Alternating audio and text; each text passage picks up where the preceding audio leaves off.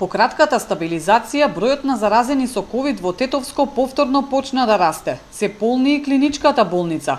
Речиси сите примени пациенти се повозрасни со коморбидитети и на кислородна поддршка.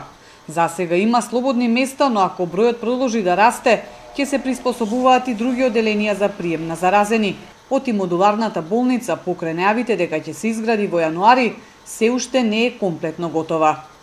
Во разлика од прошлите 2 недели, сега имаме покачување, значи имаме 24 хоспитализирани пациенти, амбулантски пациенти имаме дневно, мислим, во тек на работните денови околу 30-35 до 40 пациенти. Фактички би рекол дека сега имаме едно зголемување, така благо зголемување на бројот на пациенти, што најверојатно е резултат на, можеби, као последица од непочитување и невниманието.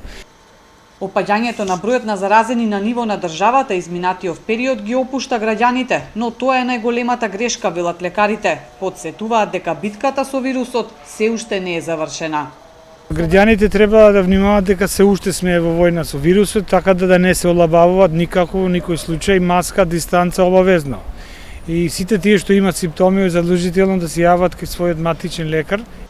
Проблем се уште останува криењето на контактите со заразените, но и тоа што има лица со симптоми кои натаму се лечат дома на своја рака, па откако состојбата ќе им се влоши, доцна се јавуваат на лекар, грешка која може да чини живот.